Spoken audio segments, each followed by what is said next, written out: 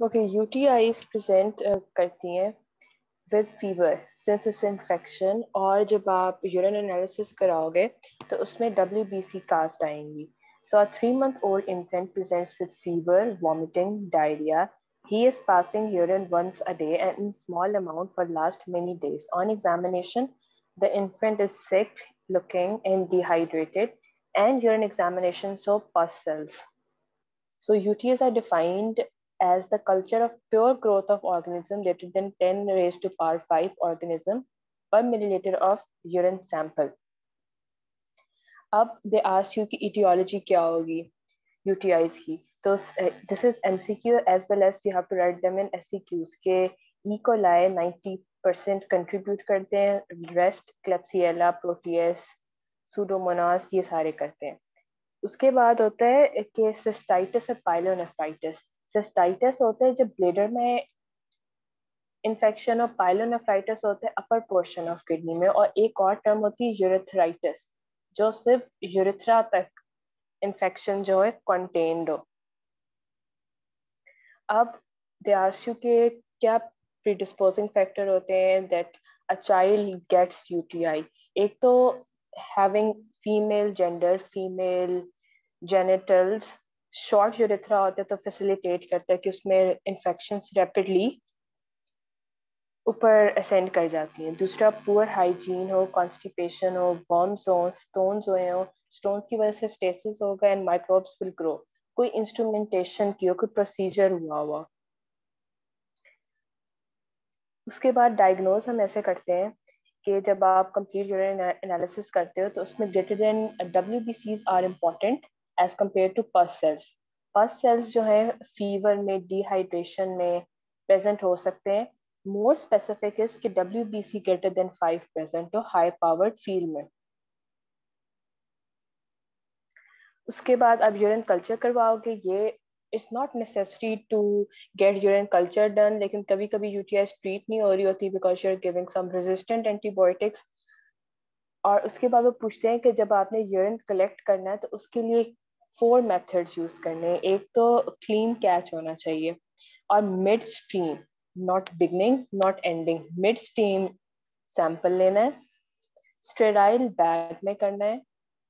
Collect after disinfection of the genitalia, skin भी साफ होनी चाहिए. क्यों? क्योंकि अंदर वाले आप ऑर्गेनिज्म थोड़ी लेके आ रहे हो, वो बाहर वाले आ जाएंगे. 4, आप कैथेटराइजेशन से या सुप्राप्यूबिक एस्पायरेशन से कलेक्ट करो. उसके बाद नाइट्राइट. अब WBCs हैव दिस एंजाइम और ये कन्वर्ट कर देते हैं. They are able to convert. अगर WBCs प्रेजेंट है तो नाइट्राइट स्टिक्स वो पॉजिटिव आएंगे. इमेजिंग कर सकते हैं अल्ट्रासाउंड से देखने के लिए कोई एबनॉर्मेलिटी तो नहीं है जिसकी वजह से यूरिन वो बैक्टीरिया असेंड वहीं पे स्टेसिस हुआ हुआ यूरिन का और बैक्टीरिया उस पर ग्रो कर रहा है. उसके बाद मैंने जैसे करना है, क्योंकि इन्फेक्शन हुई हुई, एंटीपायरेटिक्स देने हैं. After UTI is confirm antipyretics देने हैं. हाई फ्लूइड देना है. हाई फ्लूइड इसलिए देना है कि more urine will be produce and bacteria will fall down. उसके बाद आपने एक सिंगल एंटीबायोटिक चूज करनी है, उसको 10 to 14 डेज के लिए देना है. Oral antibiotic like amoxicillin 20 to 50 mg/kg into 3 divided doses, और नाइट्रोफुरेटोइन, सेफेक्सामीन, सिप्रोफ्लॉक्सासिन. एंटीबायोटिक्स को आप मॉडिफाई कर सकते हो. जब कल्चर की रिपोर्ट आएगी and the child is not getting better, you can change it. अच्छा, इससे कॉम्प्लिकेशंस क्या होती हैं? हाइपरटेंशन, रीनल स्कैरिंग होती रहेगी. स्कैरिंग इसलिए होगी क्योंकि जब यूरिन स्टेसिस होगा, बैक्टीरिया ग्रो करेंगे तो स्टोन्स बन जाएंगे. और उसके बाद यही ये क्रॉनिक स्कैरिंग से क्या होगा? क्रॉनिक रीनल फेलियर होगा. हाइपरटेंशन इसलिए होगा क्योंकि लेस यूरिन प्रोड्यूस होगा और less urine child pass out करेगा, तो हाइपरवोलेमिक स्टेट की वजह से हाइपरटेंशन होगी.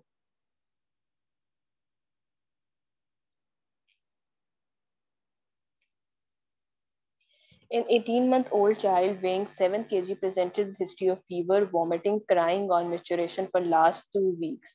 He previously had similar episode of smaller duration, was treated by focal practitioner. The baby is not circumcised. So they have given you कि one of the cause baby circumcised नहीं है, उसकी hygiene is not better. That's why he's getting recurrent UTIs. Most likely diagnosis UTI क्योंकि because the child is crying. 5 predisposing factors क्या होते हैं? एक उन्होंने दिया हुआ है, नॉट सर्कमसाइज, अभी हमने किए हैं. What are the 5 predisposing factors of UTI?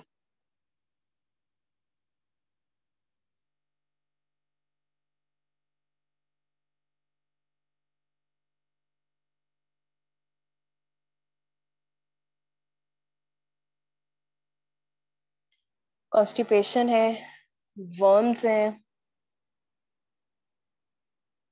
Stones हैं, फीमेल जेंडर है, यस कोई प्रोसीजर हुआ, instrumentation. Write down 4 investigations. Investigations हम क्या क्या कराते हैं? कंप्लीट यूरिन एनालिसिस, एग्जामिनेशन और एनालिसिस कराते हैं, यूरिन कल्चर कराते हैं.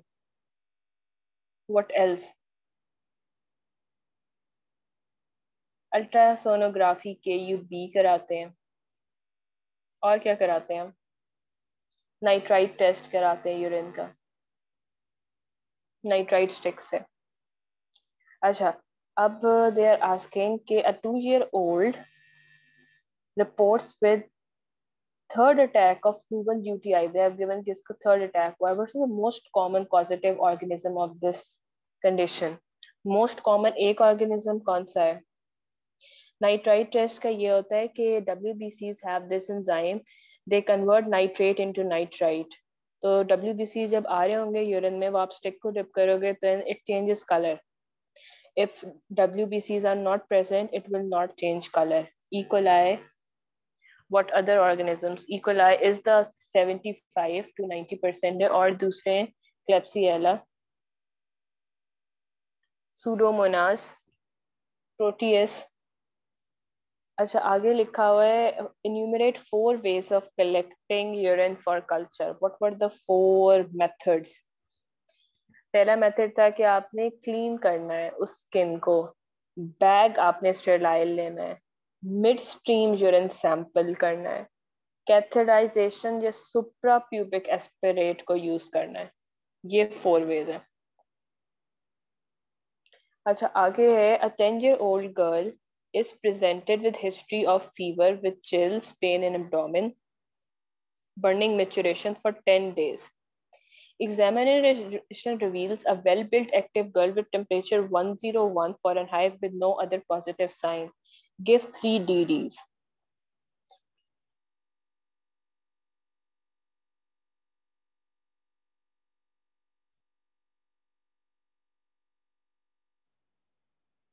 क्या DDs हो सकते हैं इस गर्ल में, 10-year-old गर्ल में? एक तो फीमेल जेंडर है, they are more at risk of getting UTIs, burning maturation है, और क्या क्या हो सकता है? यूरेथराइटिस हो सकता है, और पाइलोनेफ्राइटिस हो सकता है, यस स्टोन्स हो सकते हैं, वेजाइनाइटिस हो सकता है, पेल्विक इन्फ्लेमेटरी डिजीज हो सकती है. अगेन, पाइलोनेफ्राइटिस और सिस्टाइटिस और यूरेथराइटिस में क्या फर्क होता है? जो सबसे लोअर पोर्शन में अगर इन्फेक्शन है तो यूरेथराइटिस है, सिस्टाइटिस की ब्लैडर की इन्फेक्शन को कहते हैं, पाइलोनेफ्राइटिस ऊपर वाली जगह पे अपर पोर्शन ऑफ किडनी को कहते हैं. तो आप ये तीनों बना के डीडीज बना सकते हो इसके. अच्छा, a 2-year-old girl presents with complaints of fever, abdominal pain, vomiting for last 5 days.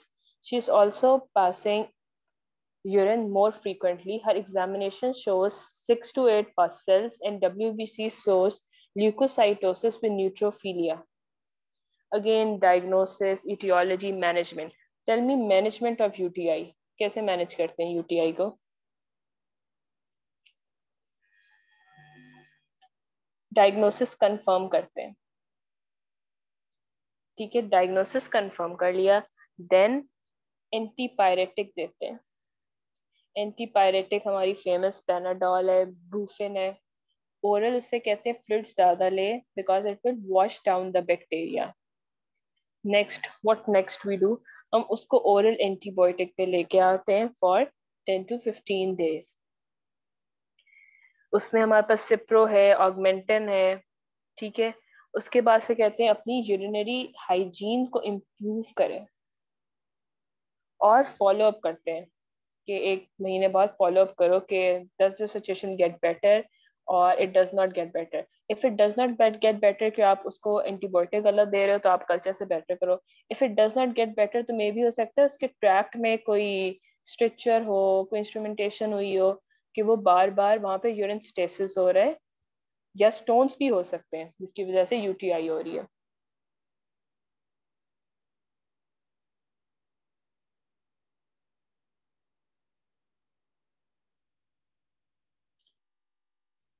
अच्छा, अब ये कुछ है क्वेश्चंस फ्रॉम एडल्ट नेफ्रोलॉजी जो रह गए हैं।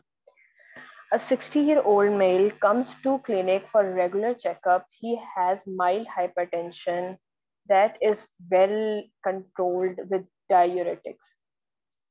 Examination shows bilateral palpable kidneys. His urea creatinine are slightly elevated. 60 में है तो उसमें slightly elevated seems okay to me. अच्छा, जब ये आएगा, ये buzzword है, जब ये आएगा bilaterally palpable kidneys तो ये होता है polycystic kidney disease. अब वाई एम सेइंग एडल्ट क्योंकि ये ओल्डर है, adult polycystic kidney disease. What happens in adult polycystic disease, एक तो ये ऑटोसोमल डोमिनेंट होती है एडल्ट वाली, अगर बच्चे में आता है सेम पल्पेबल, जब किडनीज वो लिखेंगे तो यू हैव टू थिंक ये बात कर रहा है सिस्ट की, ठीक है। अगर वो लिखता है पल्पेबल भी है साथ हीमाचूरिया और है तो यू हैव टू थिंक कि ये कार्सिनोमा की बात कर रहा है, ठीक हो गया। तो सिस्ट कहाँ होती है अडल्ट में, कॉर्टेक्स मेडुला में होती है और बायलेटरली एनलार्ज किडनीज होती हैं और it can progress to renal failure. Hypertension proteinuria होता है जिसको आप ट्रीट करते हो एस और आर्ब्स के साथ।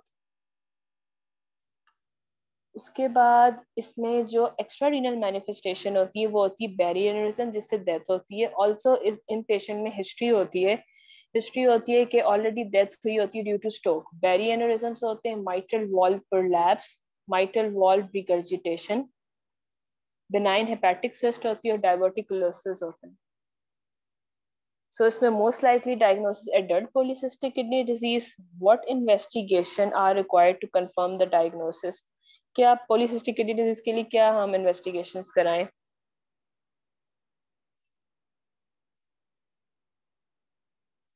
Complete urine examination,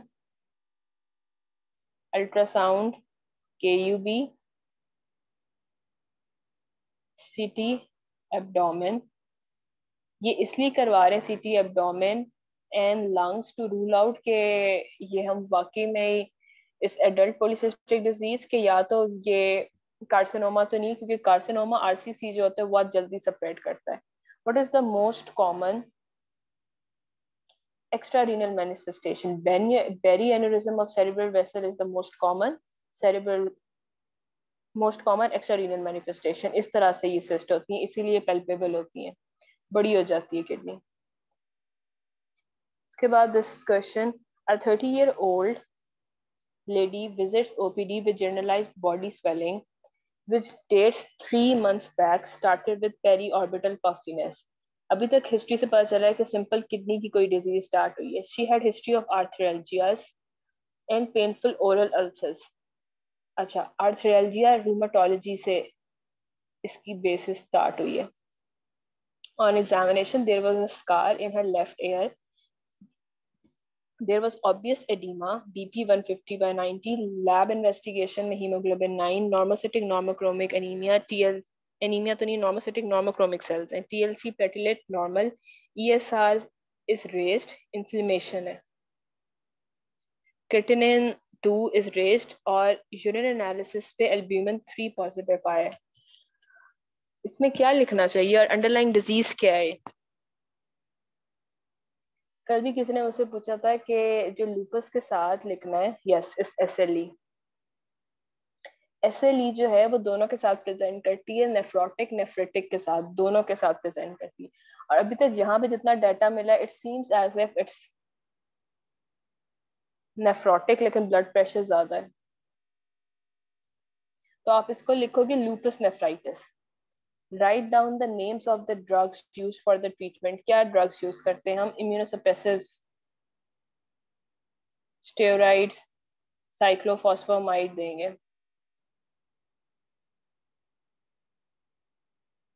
ठीक है, इस lupus nephritis because it seems like mix feature हैं दोनों के।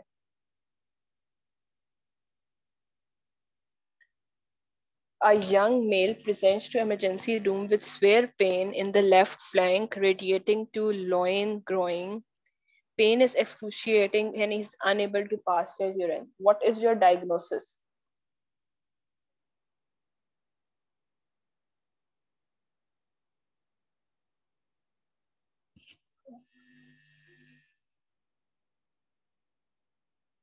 Yes, इसको किडनी स्टोन्स है, यूरोलिथियसिस।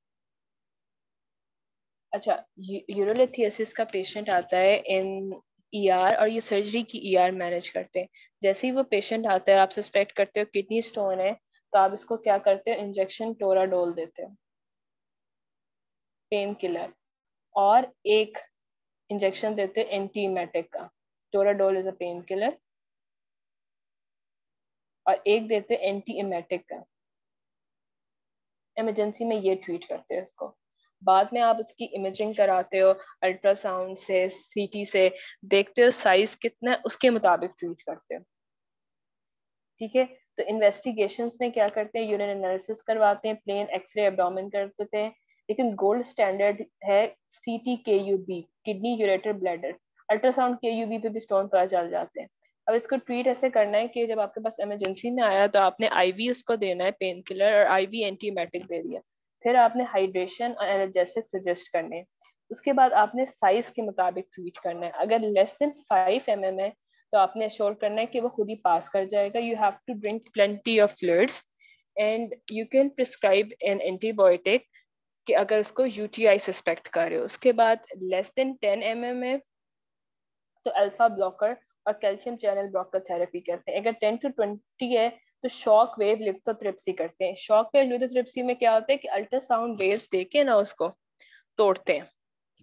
अगर ग्रेटर देन 20 mm है, दैट इज 2 सेंटीमीटर, तो आपको परक्यूटेनियस नेफ्रोलिथोटमी करना पड़ेगी, आपको वो निकालना पड़ेगा स्टोन ऑपरेट करके। ठीक हो गया? आगे ये देखो, a 53-year-old businessman comes to you for consultation.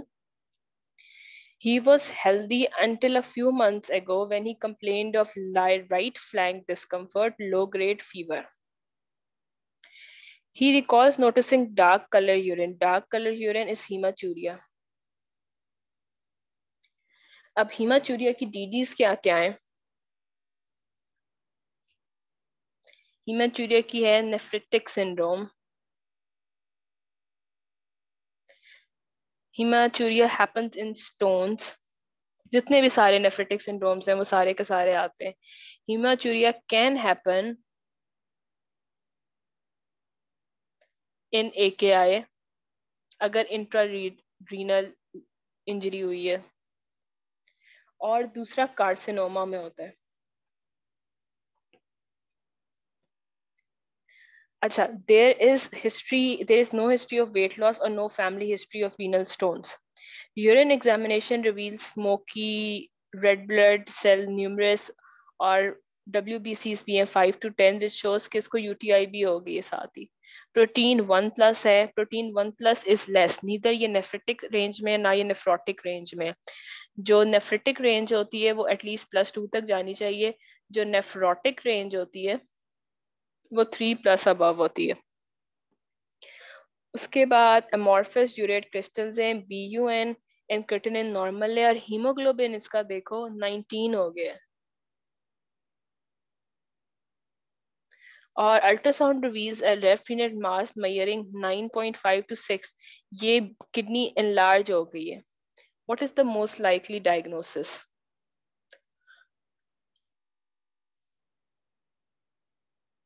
ये आरसीसी है, रीनल सेल कार्सिनोमा है. और फीवर की क्या कॉज है? लो ग्रेड जिसको फीवर रहता है. एबनॉर्मल हीमोग्लोबिन तो हो गया, इसको एरिथ्रोपोइटिन सिक्रीट हो रहा है.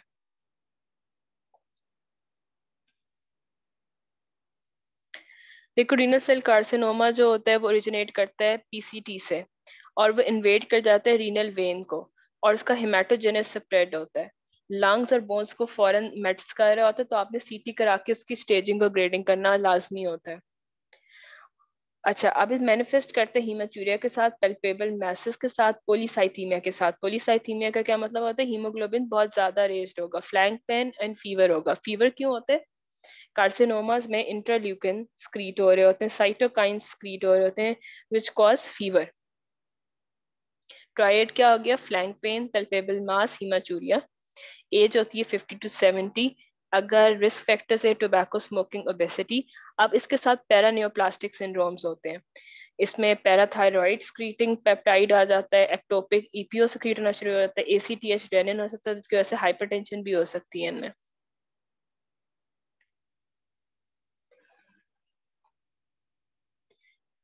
अब इन्वेस्टिगेट इसमें क्या करते हैं? अल्ट्रासाउंड करते हैं, लेकिन साथ ही हम कंट्रास्ट एनहांस सीटी ऑफ एब्डोमेन एंड चेस्ट करवा लेते हैं टू फॉर स्टेजिंग, क्योंकि रैपिडली मेटास्टाइजिंग कर रहा होता है. मैनेजमेंट में इसकी मैनेजमेंट ये जो होता है ना, ये रेजिस्टेंट है, it's resistant to chemotherapeutic agents, तो वो यूजलेस है, आप उसको दो.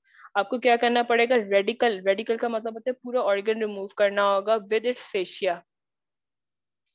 ये पेरीरीनल फेशिया है, जिसके अंदर ऊपर ग्लैंड है और पूरा रीनल कैप्सूल, एड्रिनल ग्लैंड है, पूरा रीनल कैप्सूल, ये इसके साथ पूरा रेडिकल करनी पड़ेगा प्रोसीजर, इसको पूरा रिमूव करना पड़ेगा.